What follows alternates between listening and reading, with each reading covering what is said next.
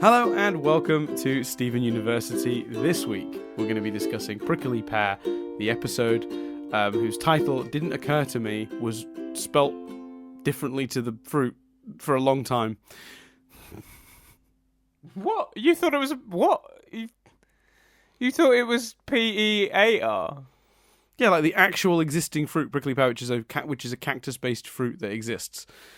Oh right. Oh no, I always viewed it as yeah. Well, I read the word, Dan. I guess. Yeah, you read it correctly. Is what happened. This... Yeah, I my eyes glanced over it and was like, "Yep, Prickly Pear. That's a thing that exists."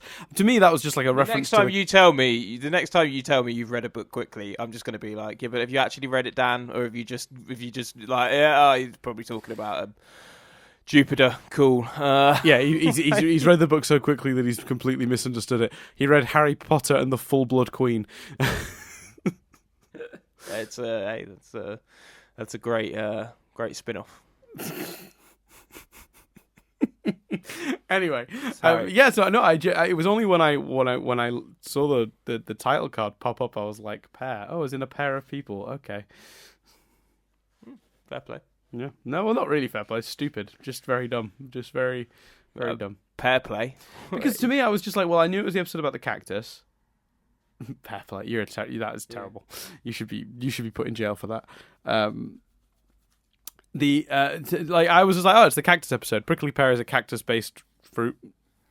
I didn't even know that. I didn't know a prickly pear was a cactus-based fruit. I didn't have that extensive cactus knowledge. Yeah, I think so.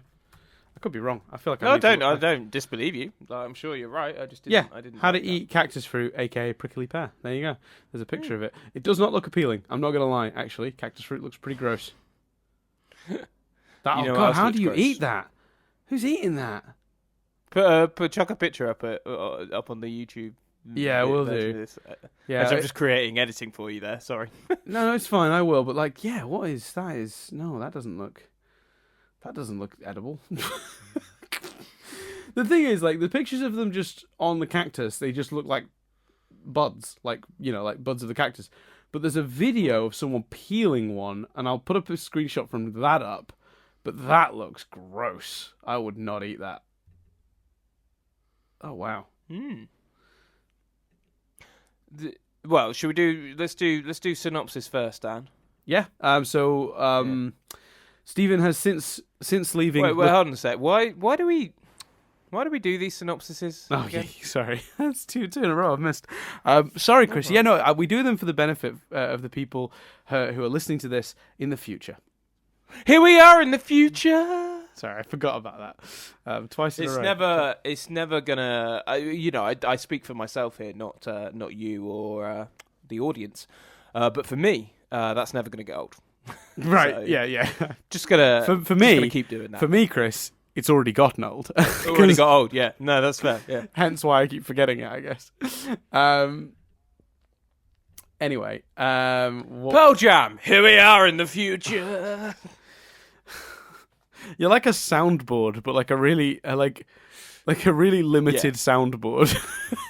I could do Pearl Jam, and that's it. I nearly tried to do something else. I was nearly going to be like Pharrell Williams. Here we are in the future. That's a really bad Pharrell Williams. One Direction. Here we are in the future. Hanson. Here we are in the future. These are all starting to sound quite similar. The Beatles. Here we are in the future. And it's I'm from Liverpool. I did a Sporkle quiz on Beatles singles the other day and did spectacularly badly. I'll have to have a look at that quiz. That sounds. I thought I'd have done much better, but they did the A side and the B sides, and I basically knew none of the B sides. Amazing. Yeah, was that an online quiz? You said. Yeah. It was on that Sporkle website, that quiz website. I'll have to have a look. That sounds good. Anyway, give me one final one.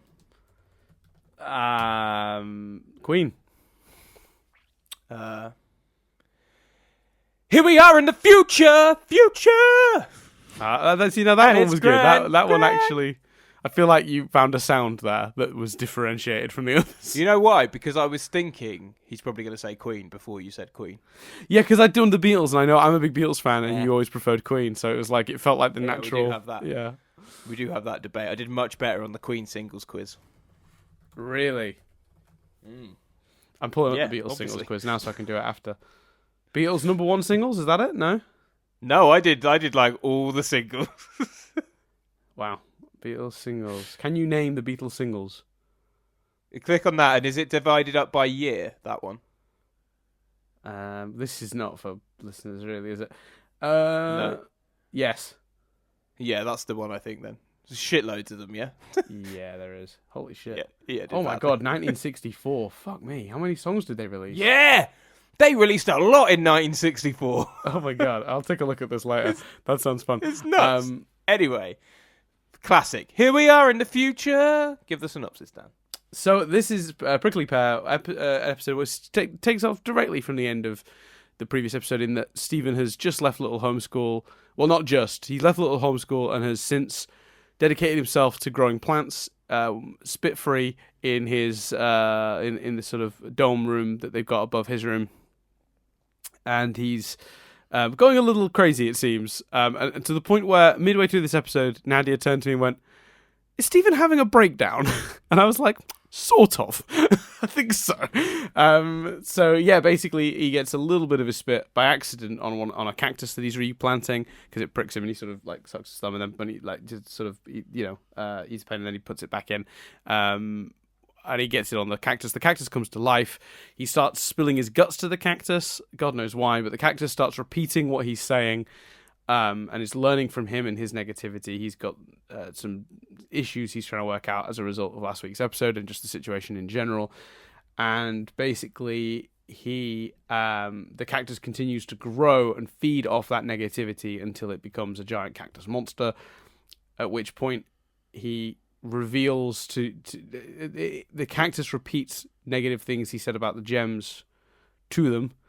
To which Amethyst very amusingly responds, "Why is it being so specific?" Which I thought was just a great line.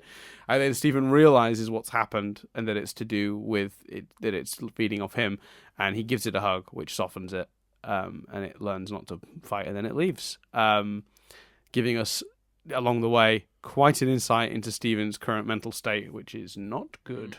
And the episode frail. ends on the line. The gems to Stephen, "Is there anything you need to talk about?" To which he responds, "I think I've said enough." Which is, it's a weird one. I like it as an episode, but I don't think it actually. I think it just reaffirms what we learnt last week rather than actually pushing the story forward.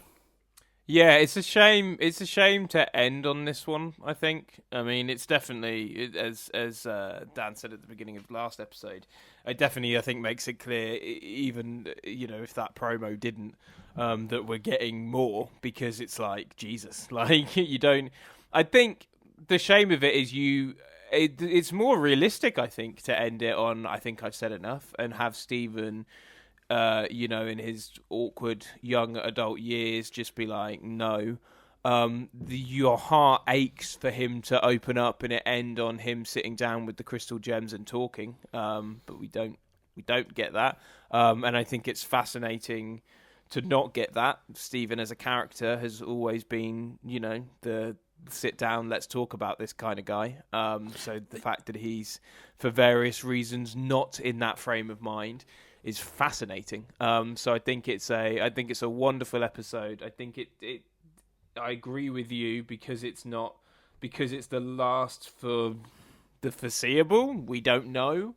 It's a bit like, it's a downer of a note to leave things on. But realistic and right for the character. And fascinating as a route for the character. Yeah. And I think after a season of like, we thought that ended a little too quickly. Don't resolve it in that episode then. Like, actually, like that's actually kind of genius that the ideas being dealt with here are so complex that resolving it at the end of this episode in these 11 minutes would have actually been rather tricky. So instead, they've left it hanging to deal with. It wouldn't have done the storyline justice. Sorry, what was that? Sorry, I talked over you then. It wouldn't have done the storyline justice, ending it, resolving it in this episode. No, and the interesting thing is, so you bring in, you go, oh, well, this is the episode where we're going to deal with Pink Pearl. This is the episode where we're going to deal with Jasper. This is the episode where we're going to deal with X or Y. Then you've got to raise the plot, conclude the plot within that 11 minutes, which is what we've had. For my money, though, obviously, with it being Stephen specifically that this story is now becoming about, which is like, oh, we've done a bit of the other character stuff. We've been slowly setting this up. Now we're where the meat is, which is that Stephen is quite broken, really, from his experiences. You know, I talked a lot about how young Stephen was to be dealing with all the pressure, and how amazing it was that he was even a functional human being.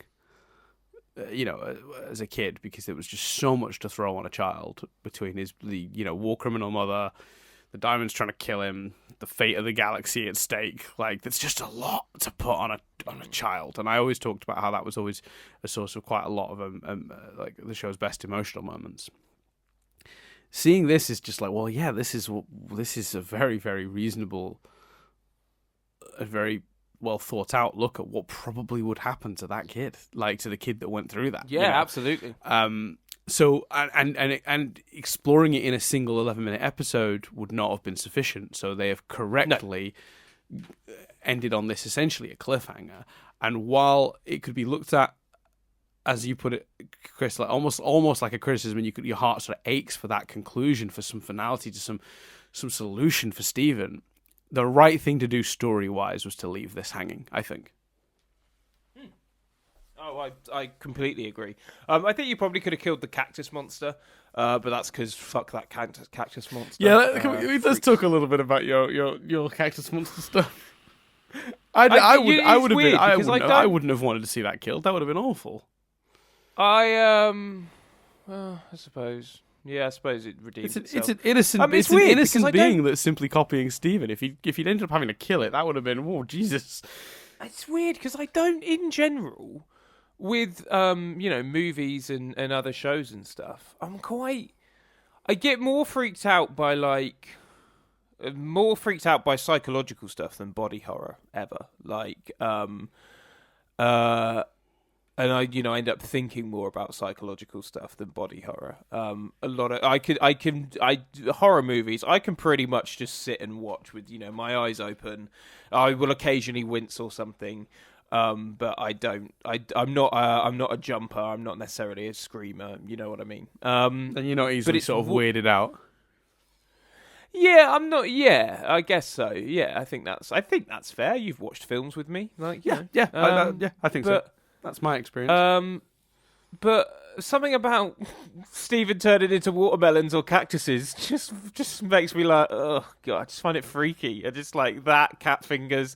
I just for some reason in this show don't lean towards the body horror. I will say though, my own personal sort of at the cactus monster, one of the best monsters this series, because when it starts shooting people with its spikes, when they say, well, the cactus is one of the strongest plants, so you do kind of go, fuck, how are they going to defeat this thing? Like, and you do really, in a show which, in Little Graduation, the threat was Stephen. Jasper, we already know the fusion between the Ruby and I can't remember Aquamarine. Name, but Aquamarine, sorry, her name. I can't remember the name of the fusion. That's the name of the episode, Chris. What? Aquamarine. Yes, there you go. Aquamarine. No, the episode isn't. The episode's called Bluebird. Bluebird, that's it. Bluebird. Do you remember how I forgot that title and you rinced me for days? Because I can't remember. Because I it don't had been a remember big rinsing you part for of our days on planning anything. discussion. I don't remember texting you, being like, "You forgot Bluebird, dick." Well, every recording session we did for about a week, you brought it up. Did I? Because I'd forgotten its name. We'd had a big discussion about our planning, and Bluebird had been at the center of our planning. And then when I forgot the name of the episode, I did rinse you for that. Yeah. And then when I forgot the name of the episode, you literally you read me on the podcast, and then again at the start of every recording session for like a week, like when we recorded a handful of things that week, you made sure I remembered. Dan, as I've stated many times, you without a doubt you do 90% of the stuff for this podcast. You edit. You upload, you do a wonderful job. I love you for it. I'm forever in your debt for it. You know that, okay?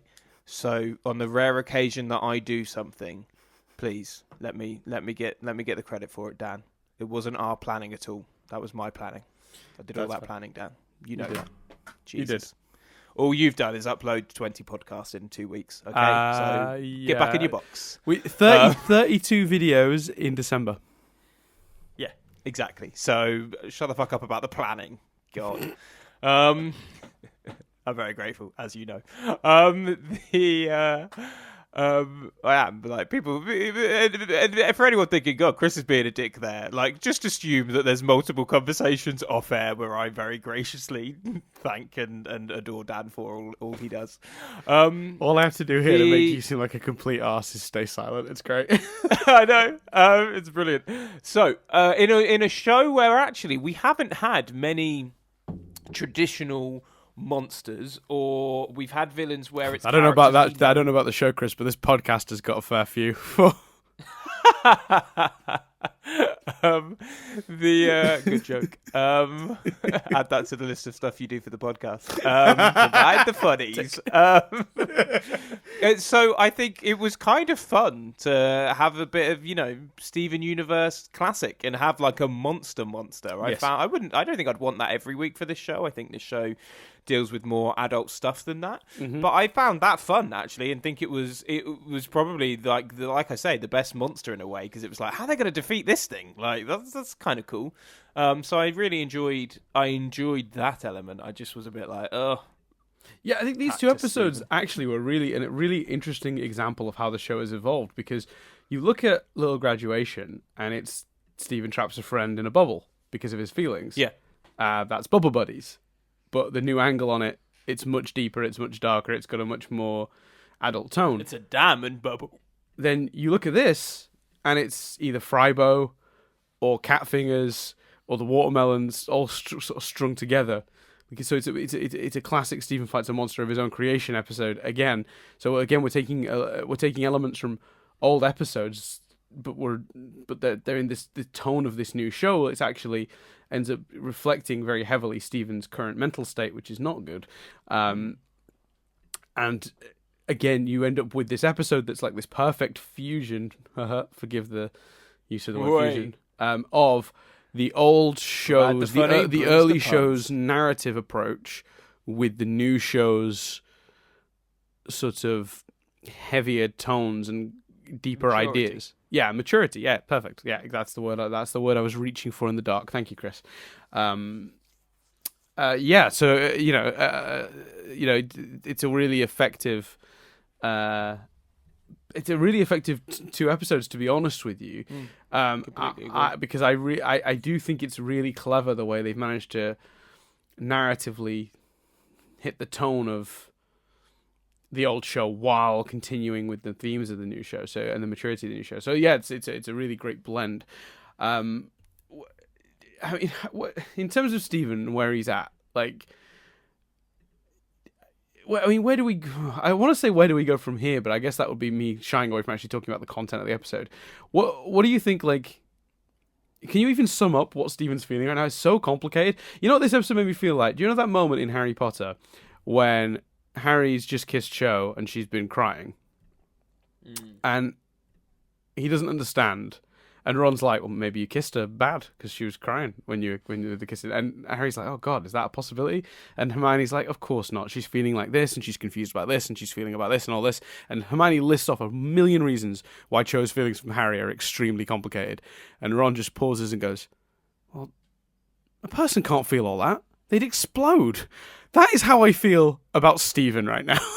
Like, yeah, his feelings are so muddled. Like he's just kissed Cho Chang. Yeah. About everything, and it's really hard to, because normally I'll say I have noticed a trend in these podcasts where I'll try to sum up where the character is emotionally. Like I talked last week about Sadie and how she's moving forward, and that the Sadie killer and the suspects were all about her looking back and feeling negative about her past. So I can sum up Sadie's character progression and situation in a sentence like that.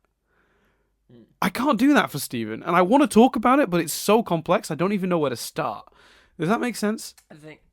Yeah, absolutely, and I think that's brilliant. Like, how great that they've done that and put us in a situation where you buy that and believe that, and it absolutely is complex. And I think it's complex because there's been multiple. It's not one issue, you know.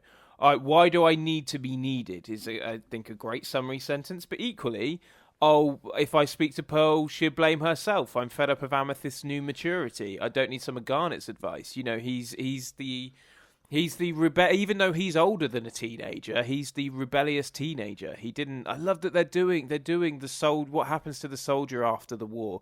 They're doing what happens to the kid that didn't have a childhood, where, you know, he has, you know, he's driving, he can get a job, but he's acting like a teenager because he didn't really have teenage years because he was fighting a war. You know, all of this sort of stuff. It is complex, and it is brilliant for its complexity, and it can't be summed up in a sentence, nor should it be. Yeah. Actually, why do I need to be needed is probably the key one, because I think so. Because I guess he went off and saved the guy. The whole time he was younger, he was needed. The galaxy needed him. The universe needed him to step up into the role he was destined to, which was to sort of move Gemkind into Era 3, you know, and now he's done that. So he spent his whole youth being absolutely needed, and suddenly that's gone. Everything's functioning without him now. Lars and Sadie are moving on without him. Little homeschool's running in a way that he put himself at the center of that, but seemingly by force, because he stepped away and it's running fine, you know. So even the stuff that he chose to do after the war ended, he wasn't essential to. So I guess that's the very core of it, if you were trying to boil it down. But as I've pointed out, it's just so much more complicated than even that. But yeah, I think that is the very, very most boiled down version of it I can even get to sort of talk about, which is that he's, you know, spent his life being needed, and now suddenly he could do whatever he likes. He's not needed. The only person who needs him is himself to get his fucking shit together. You know, and then you're right. Yeah, you hit on those other things, which is like the stuff with the other gems. Like he's worried Pearl will blame herself. But again, I suppose these even come back to that. He feels like Pearl needs him to be okay, or she'll spiral. So that's about being needed again. I think with all of this, a good summary one is, or the kind of the summary one you can break down quite easily. But I think this where I'm leading applies to other scenarios like the Pearl one as well. Is what he does with what he says to the Lars plant, which is something along the lines of, firmly rooted in the ground. You're not going to go fly away and leave, are you? Now he understands why Lars has done what he's done. He gets it. He's not angry at Lars, but he's upset at the situation. Yeah. And so he is angry and annoyed, but not at anyone. He's angry and annoyed at the situation, and that's such a relatable. Your head absolutely spins. To tell this story is going to look like a humble brag, and I don't mean it to be. But I've lost a little bit of weight recently, and every year at work we wear these horrendous Christmas suits. In fact, there's a picture on the Nothing But Static Twitter feed of me in one of them, led down on the floor. You know the Christmas suit I'm referring to? Oh, Chris, how could I forget it? I look at it every other day for joy. Yeah, you'll probably put the picture up right now. But anyway, so awful Christmas suit. More editing for Dan. Make a note. Add picture. You don't have to. Look it up on the Twitter feed. If you want to prove the point, Dan, I'll take a new picture in it, because basically we've worn them for like 3 years. I think we've actually worn them. This would have been the 4th, and it's never fit me well. Never. I've never been able to get the trousers above my waist. It's never looked good. It's always looked like just a man who can't fit in a suit and is powering through. It looks garish. I hate it. Not a fan. This year, I could pull the trousers up, and it actually fit quite well. It didn't look that bad. It actually, for the first year ever, looked quite good. So I'm like, cool, fine, we'll wear them. Gets to the day of the party, and everyone's like, man, fuck wearing those suits. Like, everyone's like, I don't want to wear those suits. And I was like, I want to wear I'm good with wearing the suit. And a few people like knew and had realised why and stuff. And fair play to him. I'll call him out on here, even though he's never going to hear it. My boy Sam, my buddy Sam, who you met on my stag, was like, mate, you want to wear the suit? He didn't even know the reason. He could just tell it was important. He was like, mate, you want to wear the suit? We'll wear the suit. I'll wear the suit with you. But the problem with wearing that suit when no one else is wearing it is it completely took away the reason I wanted to wear the suit. I think I just needed to clearly vent about this because I wanted to wear the suit because for the first time ever it looked good. But I'm still a big fella. If I'm the only one in that suit, I look like the zany, jolly big man who's worn the garish suit to the party. Do you know what I mean? Like, Right. I look like that guy in that suit. So I didn't wear the suit. And I was not happy about it. But one of the reasons I was so unhappy is because I had no one to vent the frustration at. Of course they didn't want to wear the suits. We've worn them for 4 years in a row. They're completely entitled to that. I'd have been in their camp a year ago. I wouldn't have wanted to wear the suits either. So, like, I was annoyed and upset, but what made it worse was there was nobody for me to direct that to because nobody in that situation was in the wrong. It's just the situation was upsetting. And I think that's the situation that Stephen's in. He knows that everyone is completely right for their actions and in their state of mind, but that doesn't change the fact that he's upset about it. But he's annoyed at himself for being upset about it because no one's done anything wrong, and these are people that he loves. So it's this big, confusing ball of emotions, and I think that's my story is just to illustrate a point, and I'm sure people have got their own versions of it, that are, way worse. But it's an incredibly complex emotional state, and I think they're handling that notion brilliantly. Yeah, 100% agree. They have him acknowledging that what's happening isn't healthy. Like it's interesting. It's not a character oblivious to his breakdown. This is a character that is very aware that this is not right and not okay and not how he should be feeling. There's moments where he literally says to himself, like, Stephen, get it together. Like, And doesn't it feel again like it's all building to Jasper? I don't know. I don't think it is. I'm more convinced than ever we're never seeing Jasper again. The obvious thing to do here is to go have a fight and beat the shit out of Jasper, surely. Maybe. Not saying that's the right thing to do. But Jasper's Stephen wants a fight. Stephen wants something to focus on. Maybe. And as you said, the only fight he's got at the moment is with himself. I feel like there's something else out there for him than that. I don't think fighting is what he wants to do. I think that would be a very much against the show's message. I don't think he wants that, and I think that would cheapen the Jasper storyline. But I don't know. I think we're seeing Jasper again, personally. I do think there's a chance we'll see Jasper again, but I don't think it'll be in that context. No. But it may be. I'm not. To clarify here, I don't think that's because I'm going off what I think is likely. I'm not actually planting a flag on we're never seeing Jasper again. I just think right now I think it's more likely we won't than will. I'll plant a flag and say I think we'll see her again because she's the closest parallel. She's in exactly the same position. She's upset and annoyed at a situation that is no one's fault. Like, she's not even really, like, I don't think she's even particularly blaming Stephen. She gets it. She understands the world is what the world is now. But she needs to be needed. But her version of being needed is the diamonds needing her to fight a war. The diamonds are now going, there's no war to fight. Stephen's needed to protect his friends. His friends are going, we don't need protecting.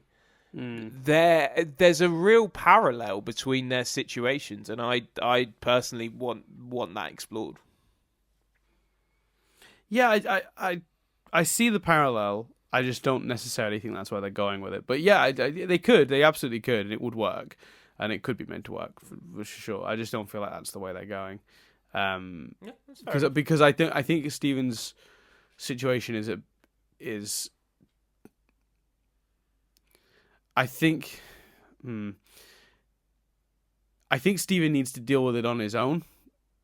I think it's important, and I think getting him. I think him getting help from Jasper, or going on that journey with Jasper specifically, would maybe take a little bit away from him actually pulling himself together. Which is actually what he says in this episode. He says, "Why do I need to be needed? Steven, pull it together." So he's acknowledging that he needs to get his stuff sorted out. I would like to think that if he was going to turn to some other gems to get help, now it would be the crystal gems.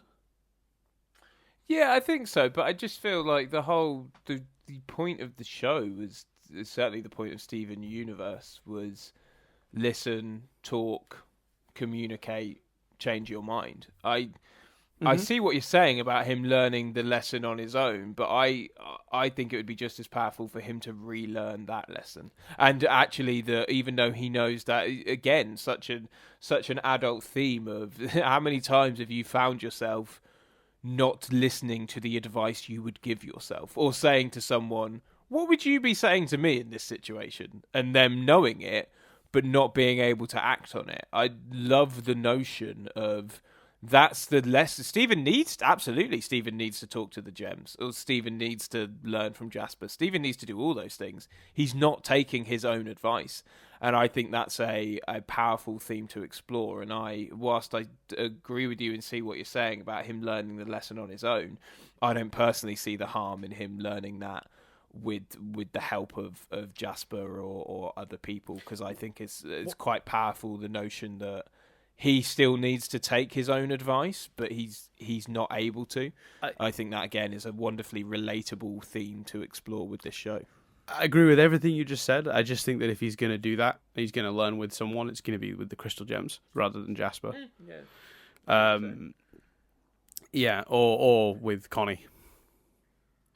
Because that's the dangling, that's the thing that's the unsaid thing here. That's maybe some of this is gonna be tied into Connie. There's got to be a reason. I mean, I saw somebody posted a picture of a milk carton with a missing for Connie ad on the side of it, which I thought was really funny. Definitely MIA and definitely unusual. Where is Connie in this Steven's life? Have they drifted? What's happened? Maybe some of that's tied to it. I think either the crystal gems or Connie are going to fill that role. I just don't see it being Jasper. And while I agree there are links there between Steven's situation and Jasper's situation, I think it's going to be more about him dealing with it with his friends than it is going to be him dealing with it with Jasper, personally. But she could become a friend, Dad. Yeah, she could. But I would.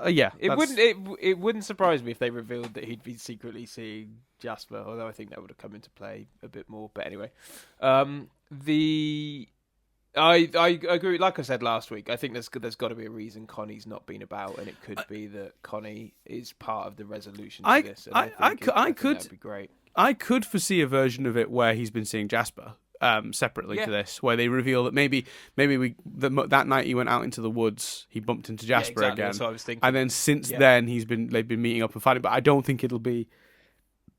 I don't think if they do that, if they do bring Jasper back, it'll be to resolve Jasper's situation rather than to help Steven resolve his. I think he'll have something to. Maybe it'll leave him with something to ponder about. But ultimately, when he learns the lessons he's going to learn here and grows and changes, as you talked about, I think it's going to be with the gems or Connie. However, I trust Rebecca Sugar. Yeah, particularly after these two episodes, which are both so good. It's a frustrating one, this one, because there's not as much to talk about plot-wise with the cactus one. I mean, he makes the cactus, he spills his guts to it, and it repeats them where he doesn't want it to be repeated. And we sort of just basically confirm everything we knew about to be upsetting him in the previous episode, but sort of just reaffirms it and reestablishes it in a much stronger way, while being a fun sort of let's fight a monster episode. But the let's fight a monster stuff isn't really that discussion worthy, beyond stuff we've already talked about. I mean, when the show was Let's Fight a Monster, the episodes of this podcast were only 15 minutes, 20 minutes long. So, yeah. But good monster fighting. The gems are used well. Their fighting abilities used well. Yeah, I like the design of the cactus monster. I like the way he grows. I like that kind of like bit where his head looks like it's split in two is because Steven hit him with the shield. That's very effective. Yeah, I also love the idea as well, as you pointed out, that the cactus is so resilient because it's one of Earth's most resilient plants. So this thing is resilient. I like the idea that it's left because I've got this image in my head of it somehow finding its way to Mask Island and being like the god of the watermelon people or something. King Cactus, yeah. King Cactus. Because it'll be forever living, because it will outlive for them. So the cactus will live for many, many years. We've already established that the watermelons have very short life cycles, and Steven can go away for just a few months, and when he goes back, it's generations later for the watermelon people. If that cactus goes there and a few years pass, generations of the watermelons will have passed, and the cactus will continue to be there, so they would absolutely hail the cactus as like some sort of immortal, wise being that and the only one of them that can talk. So I'm wondering if that'll be a thing, if it'll learn to talk properly and have its own thoughts. I don't know if we'll ever come back to the cactus monster, but I feel like if this was still Steven Universe and it was just the ongoing show and there was no sign of an end in sight, I could imagine a watermelon episode, a season or two from now where we'll deal with that or look at that. But because we're in Steven Universe future, here we are in the future. Yeah, shrug. Like, do we get to that? I don't know. I don't know.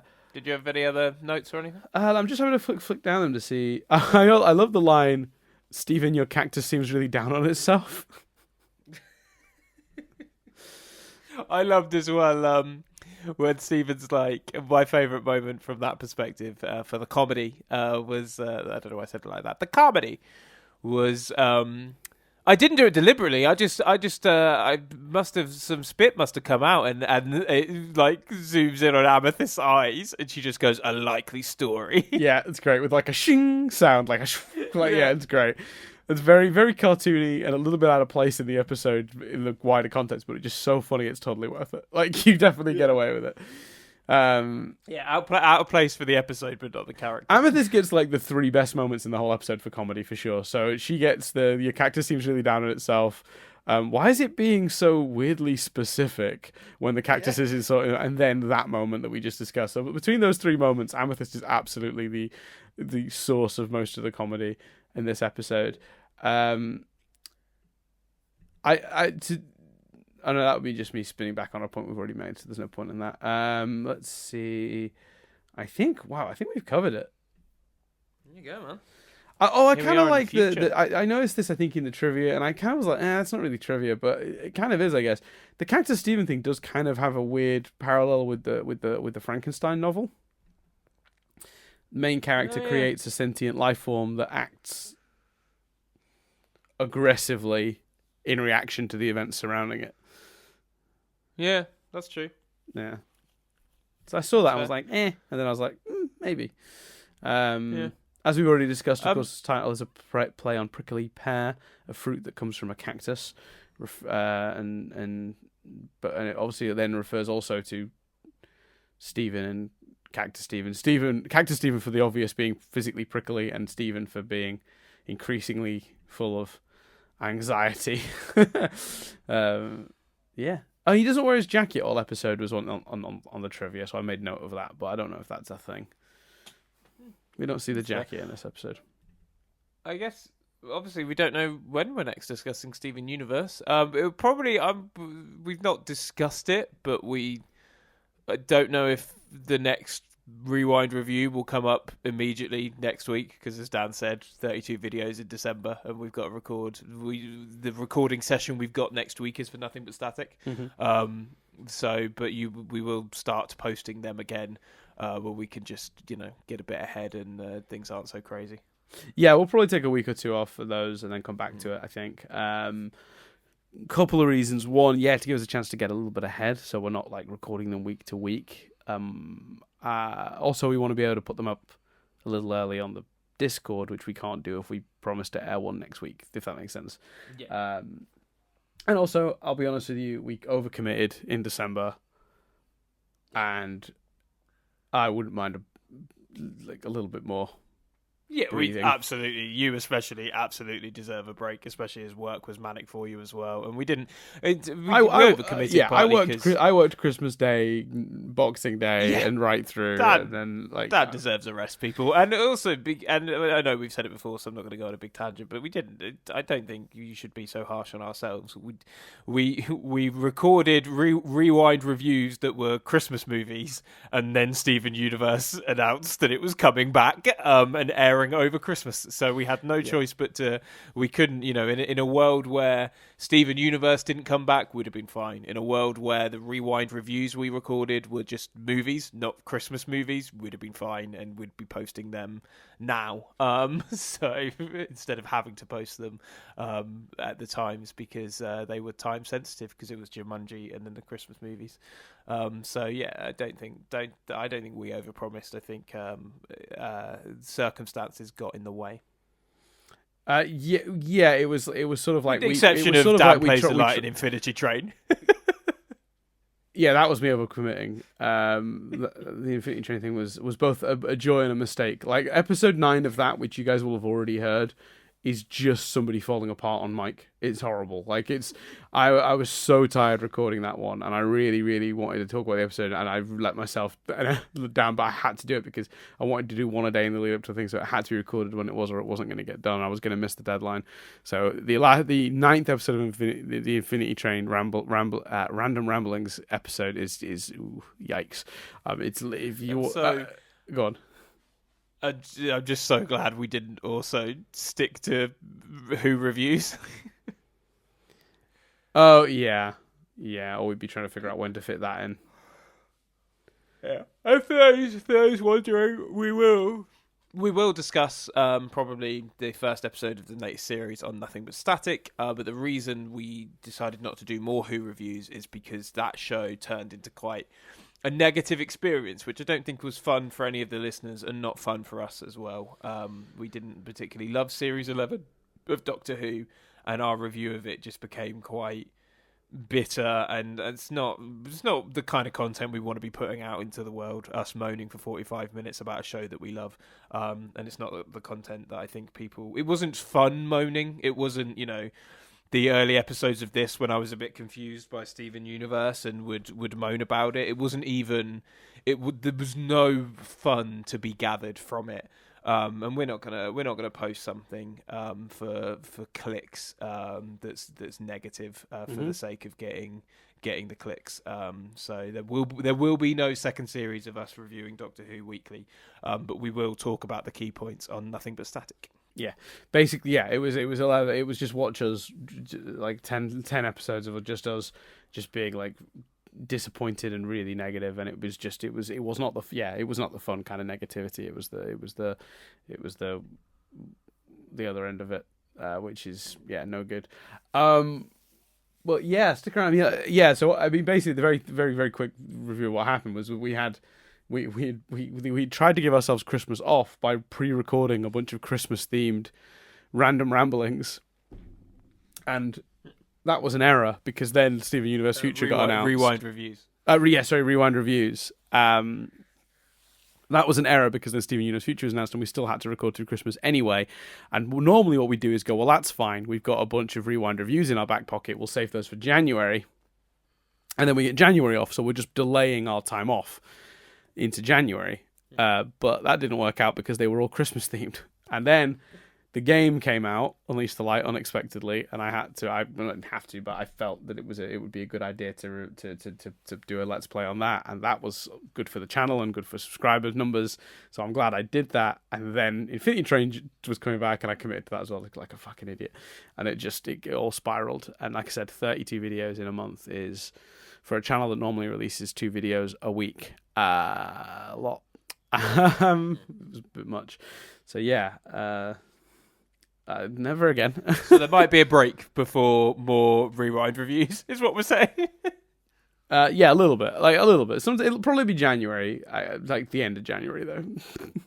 Well, the next one was going to be a fun one as well, apparently. I'm still looking forward to it, yeah. That's the only reason I'm not suggesting we stop doing it, because I know the next one is the girl next door.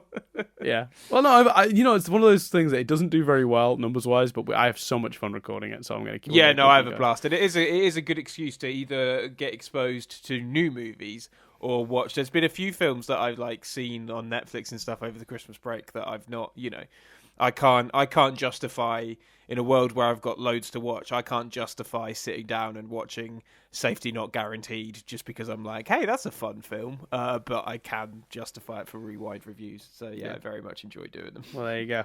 So yeah, a shorter one, less to say this week, but a great episode of Steven Universe Future. Even if it's not quite as effective as the previous one at setting up Steven's situation, but it is still an extraordinary,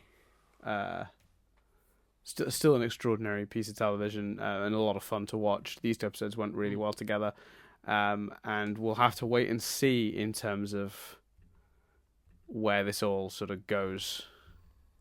In terms of how many episodes are left and what the actual outcome of Steven's situation is. I feel like in terms of a traditional story pacing, we've just hit it feels like we're in the second act for sure. Yeah. First couple episodes set up the world, and now we're diving into Steven's descent into madness. Yeah. That feels like we're about to hit a second act low, which means we really are moving towards the end. And what happens after that, in terms of this podcast or anything else, who knows? But we're going to continue to enjoy it while we do. So do stick on this channel, subscribe if you haven't already. I see the analytics. There are people who come and look at these videos and then just click off, no subscribing. What are you people doing? I see you. Subscribe. Press the button. I see you watching and leaving. Whole videos, hour long you spend with us. You don't even hit subscribe. What are you doing? Crazy people. Go hit the button. Come back. Please. This is me having a real life version of Steven's breakdown. Yeah, it would seem so. I see you people though. I see you. Thousands of you. You're. I watch you. I notice. It is weird because I didn't do it before. Before we had a YouTube channel, I would just watch this. I would just manually check the same YouTube channels every week, and not subscribe. But if you've got the app, it really does make things easier to subscribe. You just hit subscriptions and you see all your videos right there. It's a personalized news feed, and also it really, really, truly helps creators out. So yeah, if you are on the fence, if you subscribe to other things but don't subscribe to us, please just click the button. We rarely beg, but since Dan's having a New Year life crisis, we'll beg a little bit. And since I've seen that, for this a real personal specific rant, I'm sorry, I do not like. And I'm very aware that Busted did it, and I fell for it, and I did it. But that was a very different thing. Busted do not have the kind of sales that this man does. Lewis Capaldi has been all over Instagram this last week, begging people to buy, not listen to, not stream, buy, before you go, the regular version and the piano version, so he can be the first number one of the century. I'm sorry, Lewis Capaldi's made enough money last year. I don't think it's right for creators to be telling people to buy their content so aggressively, and it wound me up. And if Lewis Capaldi can beg, then so can we, because what we're asking you to do is free, and we don't make any money. So fair. Yeah, I like Lewis Capaldi. This has but been an episode about us getting stuff off our chests. Like this is I know! you had the whole thing about the suit. I'm having a breakdown about how much stuff I did over Christmas. This is just And watch it's us have a probably not breakdown. entertaining, and I'm sorry. But I like Lewis Capaldi, but it really when creators do that, it does wind me up, because I just think you have an audience that have done a hell of a lot for you this year. Asking them to buy something, like just so you can say you've had the first number one of the century, Yeah. You've achieved quite a bit, Lewis, this year. Don't worry about it. Like, Yeah, agreed. yeah, have people spend their money on other things. Agreed. Yeah. There you go. There you go. So thanks for watching. Wow. Huh? This really has been like a real life version of this episode, but thank you so much for watching, everyone. Now definitely don't subscribe, actually. I think I'll take it back. Just Ending in a place like the episode where nothing is resolved. Yeah, like the episode, there aren't any answers. There aren't easy answers. I have a very ambitious goal within the year to hit. Before this year is out, I think 5,000 subscribers is the goal. That is ambitious. I know. I want to grow. I want to grow it. I want to grow it and make it big and juicy, like the cactus fruit, which is, I imagine, somewhat juicy. 5,000 before the end of the year. So I think that's. I think looking at the stats and the people who wander into our channel that aren't sticking around. Yep, I think that's reasonable. Do it. Hit subscribe if you haven't already. So there you go. Or go to the Patreon page, patreon.com/nothingbutstatic, and you can help us. You can help us not go crazy by giving a little to get some rewind reviews early. So there you go. Yeah. Hit Patreon up, subscribe, and buy Before You Go by Lewis Capaldi. That's been everything for this week. I can't believe that's the last note. I love it. I've been Dan Doolin. I've been Chris Billingham. And we'll speak to you next time when we discuss an episode we don't know what it's called yet, at a time when we don't know when it's going to be revealed yet, because Cartoon Networks suck. Bye. Bye. Happy New Year. Happy New Year.